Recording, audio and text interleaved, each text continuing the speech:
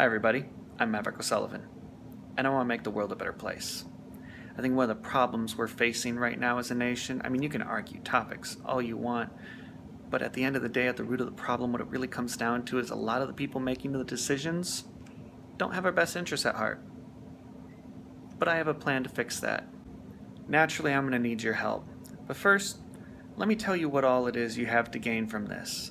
The things that I would do to improve the United States. Completely not political, just simply great ideas. I would give everyone food stamps, because food is an undeniable necessity. It's not a luxury. It's something that we all need. This would do several things. This would stimulate the economy, because the money you would be spending on food, you have to spend on other things. It would be preventative in terms of healthcare, because a lot of people who, can't afford the healthier options that they want right now would be able to. And finally, it would help students in school, because there are a lot of students who are having trouble learning simply because they're hungry. I know this from years of mentoring. I know that students who aren't getting their needs met, Maslow's hierarchy, can't focus nearly as well. And it's a damn shame, because there are a lot of bright students out there who could do so much more if they're being fed.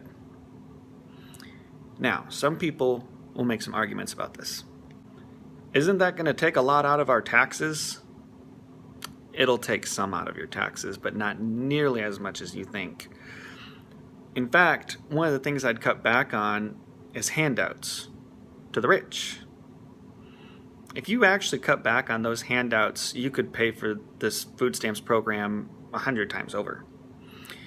Let's face it, if your business is making enough that you're making millions and you don't have something set away, that's your own fault.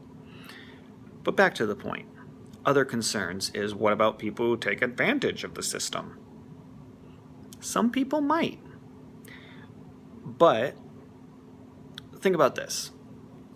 If in some situations you have collateral damage, civilians getting hurt, and that's a sad thing. But this is the opposite. This is a lot of people, instead of getting hurt, a lot of people are benefiting. And a few lazy people benefit too. Is that so bad? Honestly, a lot of people like to think that America is a Christian nation. If it was, don't you think Jesus would support feeding others? He never even asked the crowds that he fed, are you needy? Do you have a job? No, he just fed them. Doesn't matter who they were. So, is it such a bad idea that we do something like that? I would pay teachers and police officers more while also holding them to a higher standard. And if you're a good officer or a good teacher, that's not even going to affect you. It's the ones who are giving you a bad name that will be affected. The next thing I'd fix is our prison systems. Right now, they get paid based on how many people are in the prison, which incentivizes them to get more and more people in prison, which they throw money around to achieve this. Instead, what I would do is I would set it up so that they get paid based on 80% capacity or something. It'd taper down from 100, down, and over a period of time, and be like, okay, you're going to get paid this much no matter how many are in there. So you're incentivized to reform these people, make them more prepared to be productive members of society once again, which is the opposite of what's going on in there. Now, they'll start being like, okay, well, we're going to want to try and find ways to prevent people from coming in there in the first place, where previously they were trying to get people arrested, spend money to push in that direction. Now they're going to be doing the opposite. And they're also going to want to change how things are run in there, make them safer so that people are less likely to join gangs, because that will lead to, them coming back because they're in a gang. However, there's more to this, is that right now we are in a bad situation economically. There are more and more people living out of their cars or less all the time. And it's only a matter of time before some of these people realize, wait a minute, if I commit a crime, one of two things is going to happen. Either I'm going to get away with it, or I'm going to end up with 3 hots and a cot. Think about that. Think about how we're ending up with more and more people without a home who might end up coming to that conclusion that if they commit a crime, worst case scenario is that they end up with a place to live. That's sad. That's scary. So, another thing I'd do is I'd start other government organizations similar to how the prison systems are run in terms of capacity. It would be something where there'd be a bunch of there'd be like a complex with a bunch of rooms and stuff, naturally better than prison, but there would be somewhere for people to live without having to commit crime first. There'd be a cafeteria, they'd have a few meals a day and whatnot, all the kinds of stuff that prisons do, having exercise equipment and all that, except instead of for criminals, it's for people who need a home who can't afford one. And it'd be a little more complicated than that, but I'm not going to get into the particulars. But the whole idea is that everyone needs food. Everyone needs a place to live. And another way that we're going to address crime is a proven method of decriminalizing drugs. See, the war on drugs profits prisons and drug dealers, because drug dealers profit from several things: supply and demand, of course, but also the fact that if you go to the authorities, you're getting in trouble too, because you're on drugs. See, this cuts that away.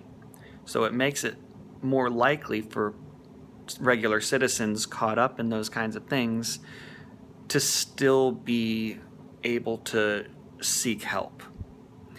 And not only that, but it prevents this cycle of this downward spiral that people who are addicted to drugs tend to fall into. See, we want them to be capable of being productive members of society. And if we're just sending them into prison to get, brought into a gang, which is one of the few ways to survive a prison these days, I mean, seriously, it's just this horrible cycle we have, and I want to reverse the cycle. I want to set it up so that people are staying out of prison. They have a place to live. They have a means to live. And now people are going to be like, well, if they can live and eat without having a job, are they even going to work? Yeah. Do you see all the awesome technology we have?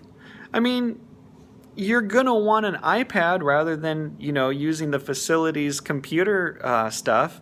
You're going to want to own game systems and stuff like that of your own. There's so many things that we buy that obviously wouldn't just be part of the things that you'd be given. Of course people are going to want, they're going to want to be able to afford a girlfriend, okay? People are still going to want to work. And this will help them. This will help them get on their feet. It will help them get upward mobility. That's what this is about, is making it so that the cost of living isn't so extravagant.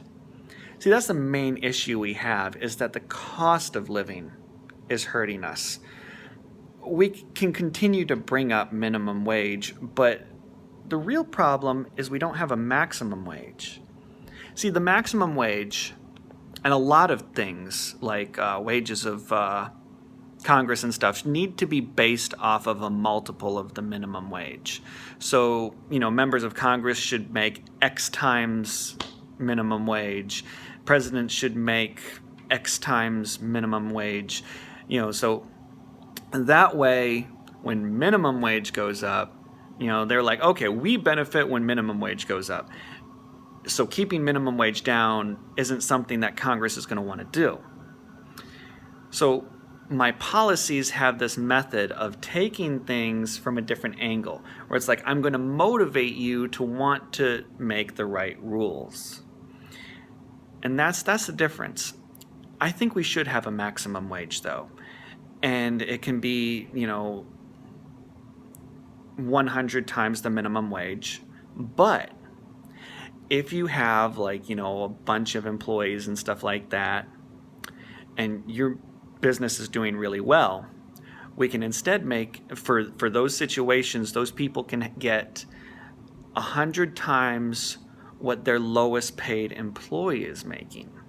And of course, we'd have certain things in there for if there are loopholes and stuff like that. There'd be ways to address that and whatnot. I'm not going to go into every single little detail and bore you with it. But no, it's like, hey, if you are employing a bunch of people and they're all making, more than the minimum wage, you can get 100 times what your lowest paid employee is making. And that's something that's done in other countries, and it works, along with decriminalizing drugs and all that. This is all stuff that is effective that we aren't doing right now, but we should. All this stuff, I have a plan for how to start getting the right people into office. Start vetting people who won't get bought by corporations, so that we can start getting the rules back to how they're supposed to be, rather than having the deck stacked against us all the time. Having a maximum wage is a way of guaranteeing a means of controlling the wage gap. You see, a lot of the reason why it's harder for us right now is because the rich, it's not so much about money as much as it is about power. The more they keep us down, the more dependent we are on their money. It's practically abusive. So having a maximum wage keeps the wage gap within a certain means. And honestly, at what point do you get to say you're worth 1,000 or 10,000 workers? Seriously. I mean, they're giving their time, and you're benefiting greatly off of it. So they deserve their fair part of that. And if your company is doing stellar, a lot of it's because of them. Next, let's face it, we all need health care. And you might be like, well, why should my taxes go to pay for someone else's health care? Maybe because when they get treated, they're less likely to spread it. And if it doesn't get spread as much, you're less likely to get it. It's really just that simple. And then there's mental health. I mean, let's face it. We'd all be a bit safer if certain people were medicated. I know, right? Like, seriously, think about how many mass shootings and abusive people would have turned out different if people had access to the things they needed to be mentally healthy, productive members of society. Naturally, I'm going to make a lot of enemies. Rich people, corrupt politicians, of course, but possibly also gangs, because my prison ideas would make prisons safer and less crowded, which would also hurt gang recruitment. But I'm trying to make a world where crime is obsolete, where doing things in a healthy, productive way is far easier, and crime is just more work than it's worth, And, when it comes to gangs, these leaders, think about it. I'm trying to reform everything here, people included. And there's a place for you in the world I'm trying to create. You're strong leaders with highly interconnected groups of people that could be put towards the sake of good and be profitable at the same time.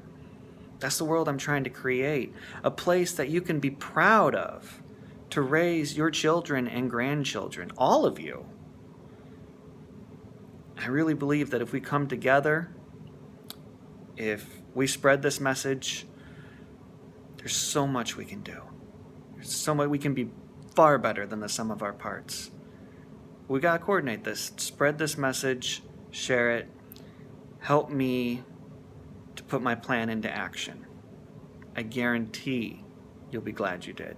To those who will criticize and nitpick about these ideas, first off, there's a lot more intricate details involved, which I'm just not going through at the moment to address a variety of concerns. But secondly, rather than coming up with ways in which these things won't work, if you're really that smart, maybe come up with ways in which it will.